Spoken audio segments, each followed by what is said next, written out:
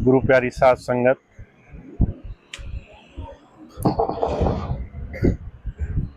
बहुत सुंदर समय है। आज आपके गांव में, आपके क्षेत्र में गुरु जी का सत्संग, स्वामी जी के नाम की, उनके दिए हुए सच्चे साधन की चर्चा हम बैठकर कर रहे हैं। अभी आपने बहुत सुंदर सुंदर शब्द सुने, बहुत सी अनुभव वाणियां सुनी। अगर आपने सभी बातों पर गौर किया होगा तो एक बात जो बार बार सभी बातों में दोहराई गई कि हमारे मनुष्य जीवन की सार्थकता के लिए संत महापुरुष संसार में आते हैं। संतों महापुरुषों का संसार में आने का जो सबसे बड़ा ध्येय है, लक्ष्य है, वो ये कि हमें इस मनुष्य जीवन में सबसे ऊंचे और सबसे बड़े काम को कराने के रास्ते से जोड़ सके। वो काम दुनिया के भौतिक संसार के साधन नहीं है। न संसार की संपत्ति कमाना, न मान बड़ाई कमाना, न दुनिया के बड़े से बड़े साधन कमाना वो काम है। हुजूर कृपाल सिंह जी महाराज से एक बार पूछा गया, महाराज जी हमारे जीवन में सुख हमें कैसे प्राप्त होगा? हम तो बहुत कुछ संसार में कर रहे हैं, खूब पैसा कमा रहे हैं, बड़े से बड़े कामों में लगे हैं, मान बड़ाई पदवी ज्ञान ध्यान सब कुछ कर रहे हैं। महाराज जी कहने लगे, सुख कभी बाहर से अंदर की तरफ नहीं आता है। बाहर संसार की वस्तुएं हमारी अंतरात्मा में सुख नहीं पैदा करती। अगर हमें सुख चाहिए, अगर हमें जीवन में संतोष चाहिए, जीवन में आनंद चाहिए, तो उसकी शुरुआत अंदर से करनी पड़ेगी। अपने जीवन में, अपने अंतर में जा करके सुखों की उस पूंजी को पाना पड़ेगा। और ये वो रास्ता है जहां ज्ञान ध्यान, जहां पढ़ी पढ़ाई, जहां बड़े बड़े विचार विमर्श की बातें नहीं चलती। महाराज जी के जीवन की घटना है। एक बार पंडित जवाहरलाल नेहरू महाराज जी के पास गए, बड़ी ख्याति सुनी थी महाराज जी की। महाराज जी की बात सुनकर के उन्हें समझ में आया जीवन में नाम क्या होता है। महाराज जी से उन्होंने इच्छा जताई कि मुझे इसका अनुभव कराया जाए, मैं भी क्या नाम होता है ये जानना चाहता हूं। महाराज जी ने उन्हें भजन पे बिठाया। जब पंडित जवाहरलाल नेहरू भजन से उठे तो वो एक कथन कहते हुए उठे। कहा करते थे, emotions feelings influences these all are subject to error. आप बुद्धि से बड़े बड़े ज्ञान ध्यान की बातें सीख लो, आप तर्क वितर्क करो, आप चीजों को महसूस करो, भाव से संसार को भरमो, ये सारी चीजें अधूरी हैं। Seeing is above all. धर्म उस प्रभु दर्शन का, उस प्रभु को जानने का रास्ता है।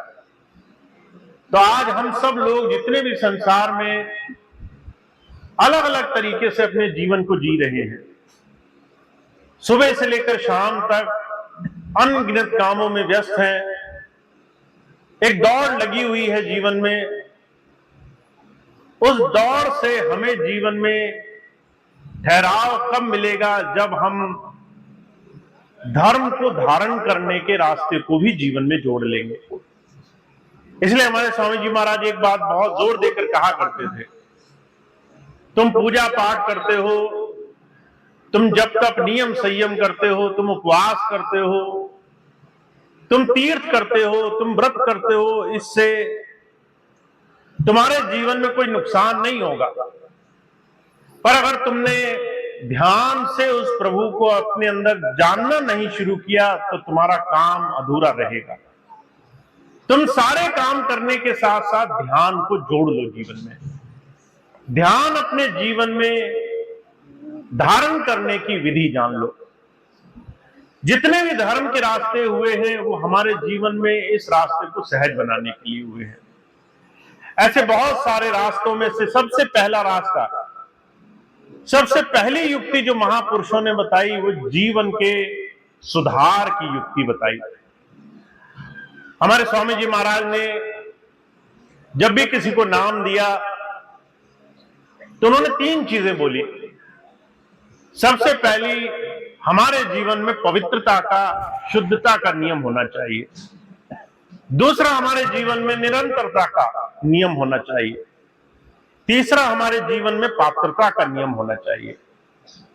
अब शुद्धता का नियम एक ऐसा नियम है जिसे अगर आपने पालन कर लिया तो आपके 80% काम बन जाएंगे। शुद्धता का नियम क्या है?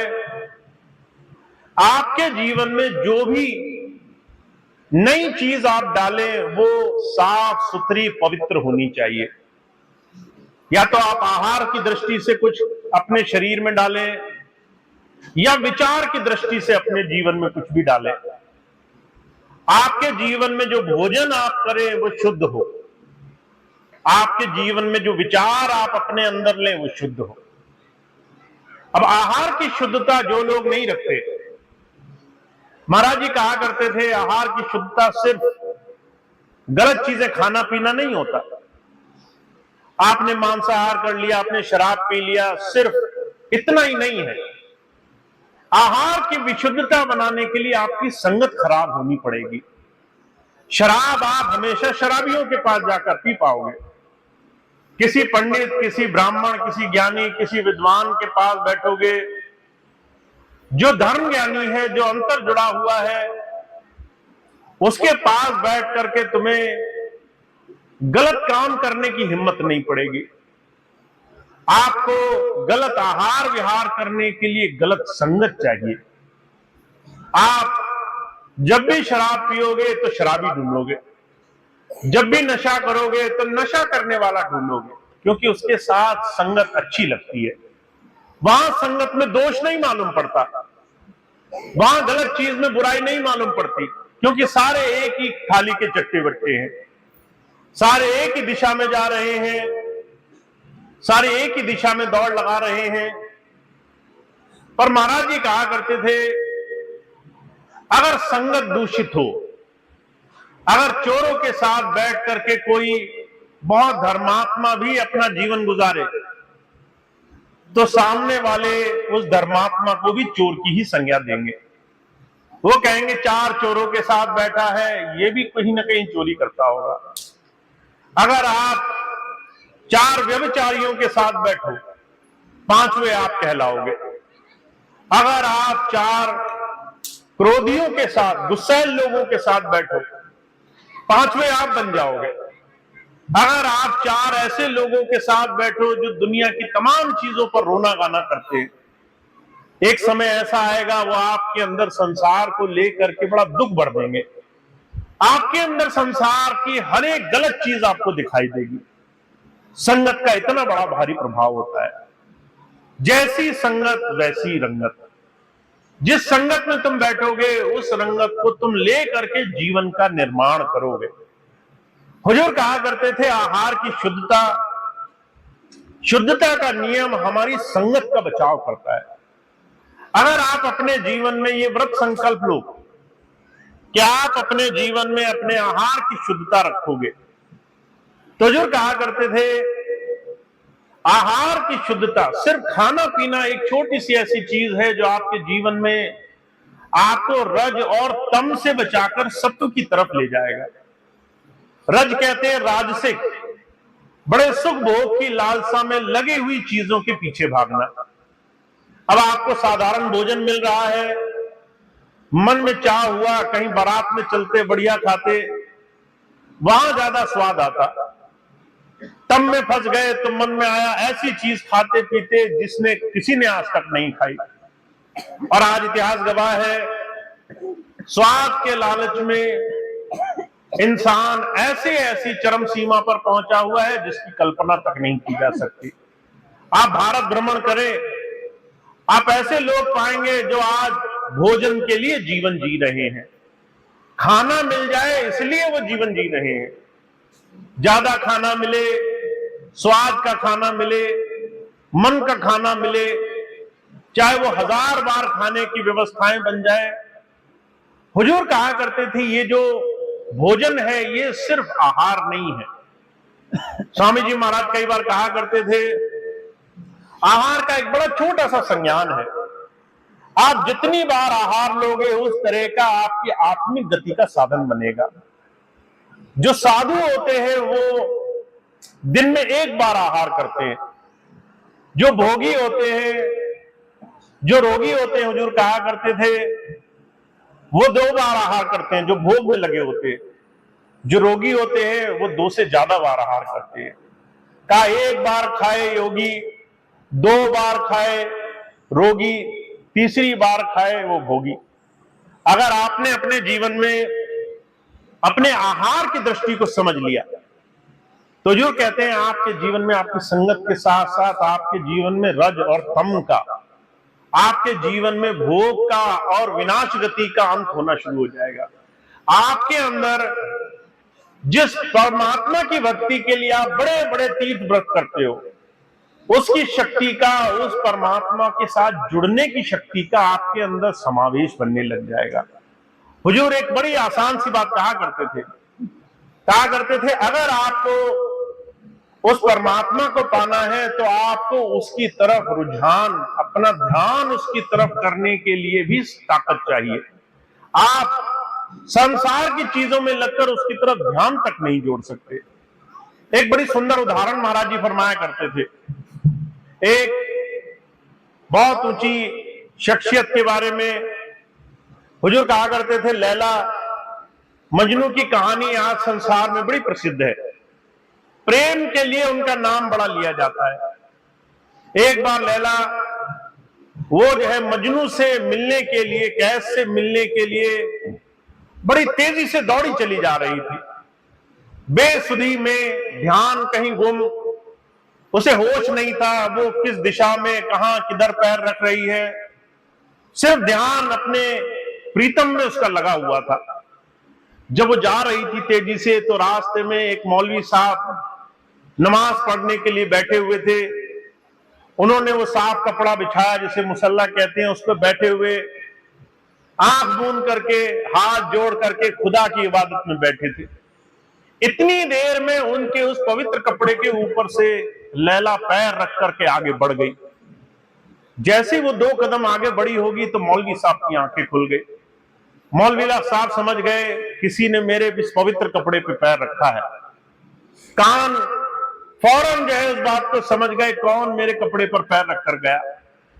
देखा तो लैला भागी जा रही थी, उसको जोर से बुलाया, रोका, खूब डांट लगाई। कहने लगे तुझे होश नहीं, तूने कुफ्र किया, तूने पाप किया, तुझे बड़ी सजा मिलेगी, तुझे बड़ा दंड मिलेगा। तूने खुदा की भक्ति में लगे हुए एक पीर को, एक पैगंबर को रोका है, उसकी भक्ति में इबादत डाली है, भक्ति में जो है कमी लगाई है। बहुत बातें जब कह चुके तो लैला जो है अपने प्रेम में मगन कहने लगी मुझे माफ करना, मैं तो एक साधारण इंसान के लिए उसके प्रेम में मगन दौड़ी चली जा रही हूं, मुझे तो होश ही नहीं है मेरे पैर कहां पड़ रहे हैं। तुम कहते हो तुम खुदा की भक्ति में लगे हो, तुम कहते हो तुम उस मालिक की इबादत में लगे हो, तुम्हारा ध्यान उधर है, तुम्हें तो सिर्फ खुदा दिखाई देना चाहिए। जब तुम खुदा की इबादत में लगने के बाद भी उससे जुड़ नहीं पाए, तुम्हारा ध्यान तुम्हारे कपड़ों में है, तुम्हारा ध्यान इस बात पर है कौन तुम्हारे चारों तरफ टहल रहा है, ध्यान उसकी तरफ लगाकर बैठे हो और दुनिया तुमसे छूटी नहीं, तुम ये बताओ तुम्हारा मालिक तुम्हें कैसे माफ कर देगा। हुजूर कहा करते थे हर एक वो इंसान जो आज के समय में भक्ति कर रहा है वो इस तरह सांसारिक भक्ति कर रहा है। आचरण और अपने जीवन में अपने आप को उस प्रभु के लिए तैयार करना, उस प्रभु के लिए पूरी तरह से सात्विक बनाना उसकी भक्ति है। अपने जीवन को उसके लिए तैयार करना ही उसकी भक्ति मानी गई है। तो हम और आप चाहे जीवन में हजारों हजारों कर्म कांड करें, पर अगर अपने जीवन को उस प्रभु भक्ति के लिए तैयार नहीं करेंगे तो वो प्रभु भक्ति मानी नहीं जाएगी। इसलिए हुजूर कहा करते थे, एक साधारण सा नियम आपने मान लिया, आपने अपने जीवन की शुद्धता का ध्यान रख लिया। सबसे पहली चीज, आहार में आपके सत्व होना चाहिए। शाकाहारी भोजन रखो, मांस छोड़ दो, नशे छोड़ दो, दूसरे शराब, गांजा, भांग, अफीम, दूसरी हजार चीज खाते पीते हो, इसको त्याग दो। क्यों त्याग दो? क्योंकि ये उस प्रभु को राजी नहीं है। क्योंकि उस प्रभु को जिसको तुम पाने के लिए संसार में 24 घंटे परेशान हो, वो ऐसे हृदय में आने को राजी नहीं है जहां पर तरह तरह की जीव हत्याओं का, नशे, तमाम दुनिया की विकृतियों का बोझ होता हो।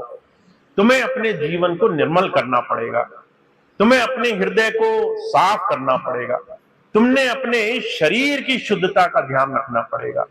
तो जो कहते हैं पहली चीज तुम्हारे जीवन में इस सिर्फ एक छोटे से नियम का पालन करने से कि आप अपने जीवन में आहार को सत्व की तरफ ले जाओ, मांसाहार, नशे वृत्ति से बचो, आप एक कदम उस प्रभु की भक्ति की तरफ बढ़ा लेते हो सिर्फ एक छोटा काम करने से।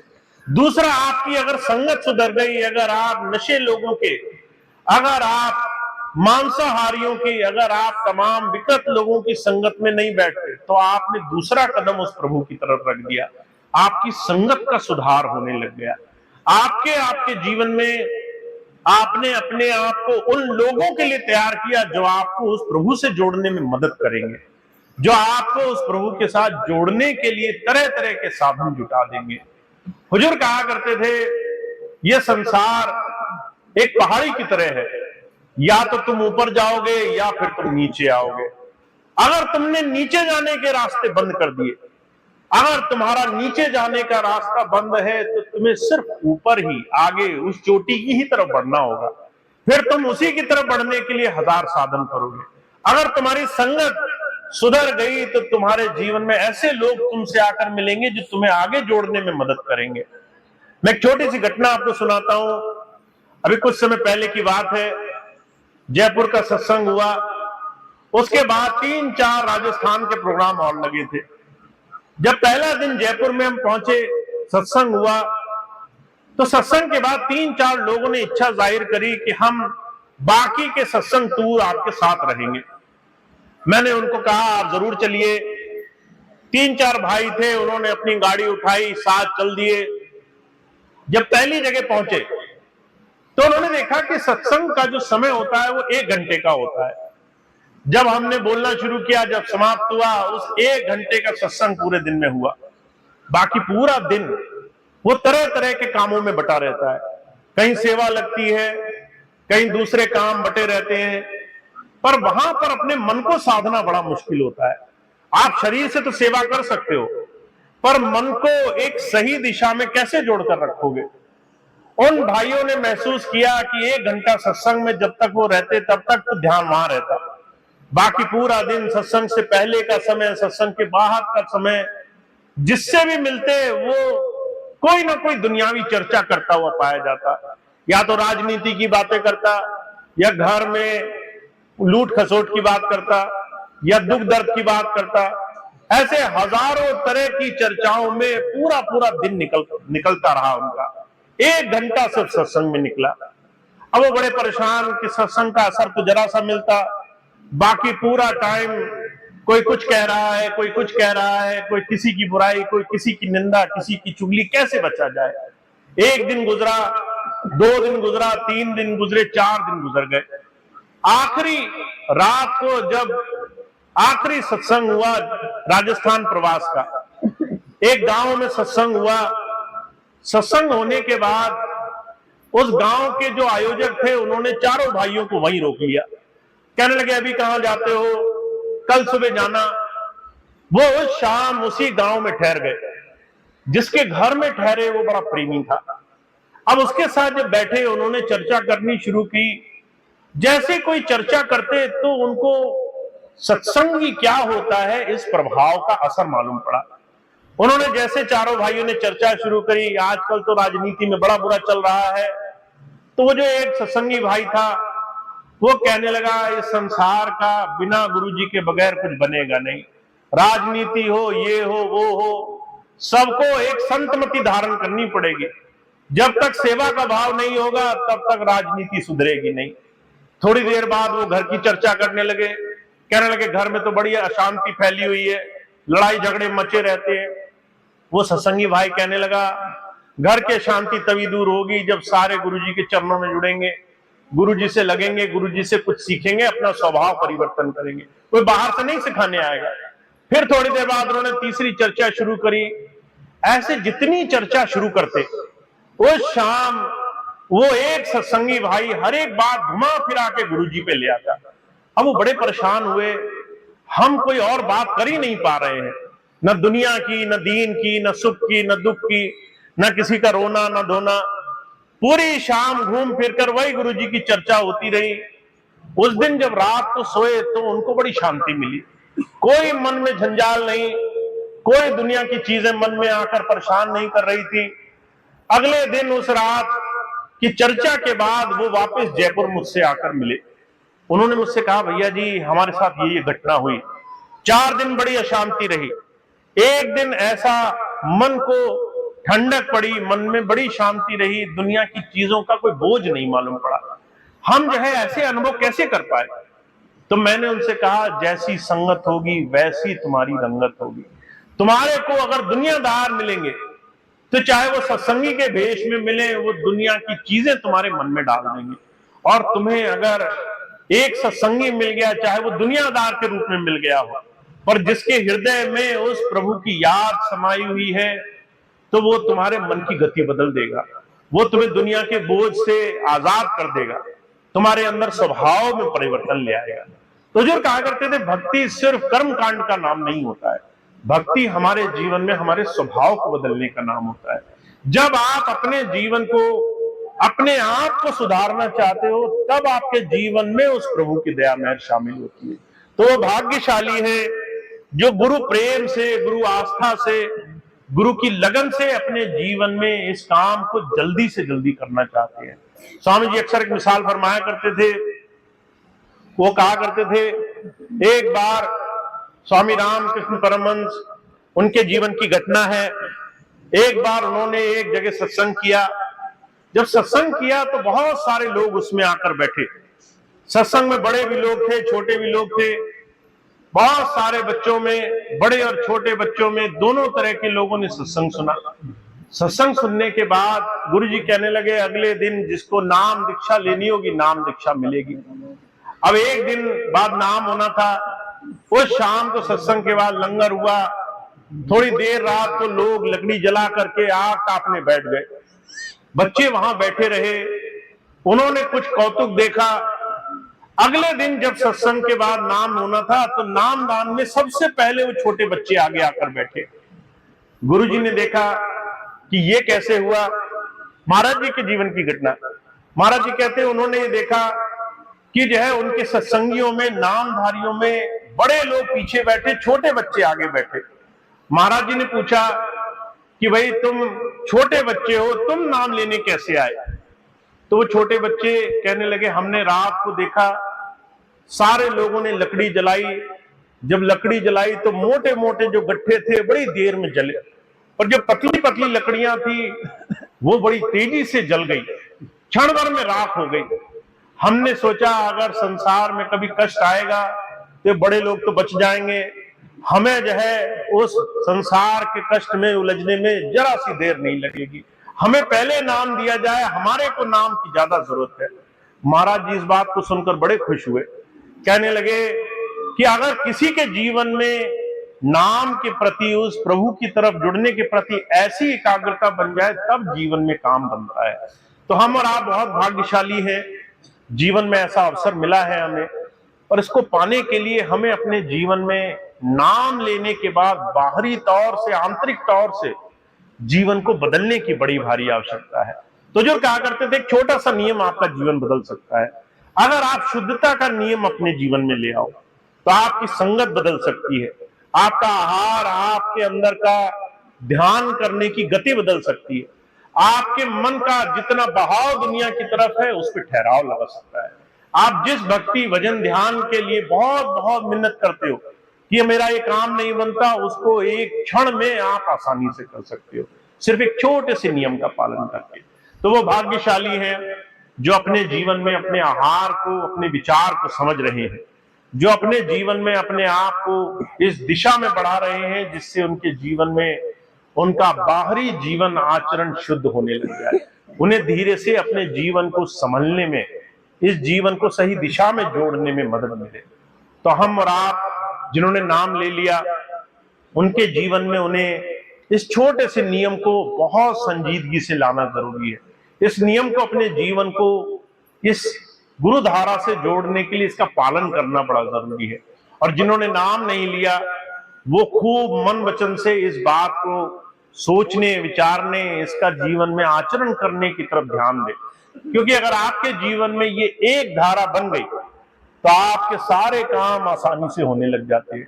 कबीर साहब कहा करते थे, कबीरा मन निर्मल भया जैसे गंगा नीर, पीछे पीछे हर फिरे कहत कबीर कबीर।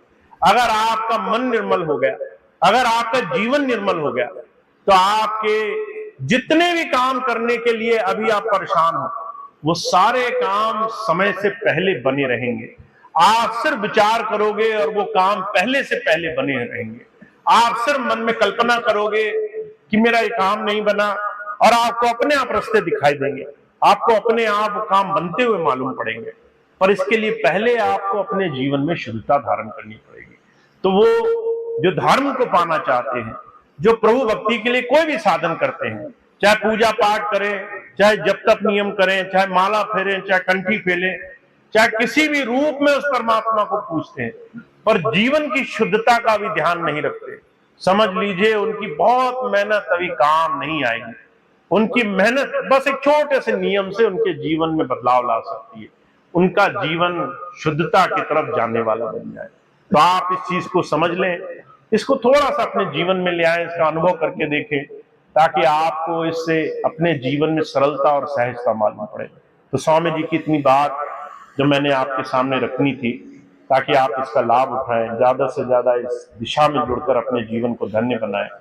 इस बात को आप अपने जीवन में नियम व्रत से ला सकते हैं। तो इतनी बात कह के मैं अपनी बात समाप्त करता हूँ।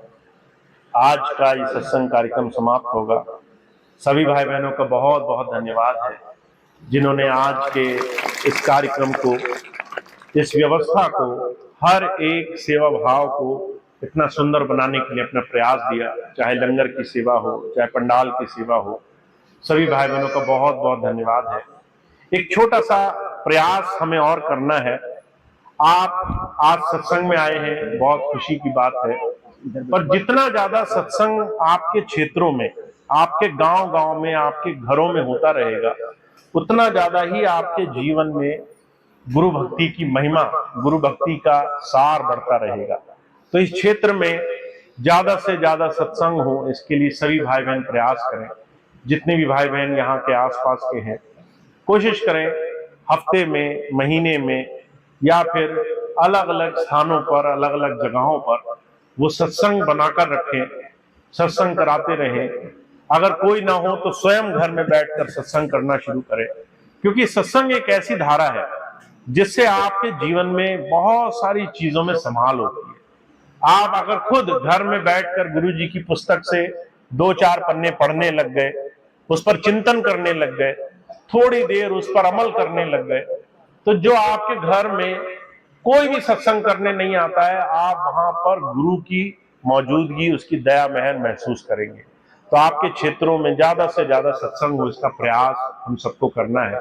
तो जितने भी भाई बहन आसपास इस क्षेत्र के, आसपास के क्षेत्रों में रहने वाले हैं, प्रयास करें कैसे उनके जीवन में सत्संग जारी हो, कैसे उनके जीवन में सत्संग शुरू हो, सत्संग से जुड़ करके वो ज्यादा से ज्यादा लाभ उठाए।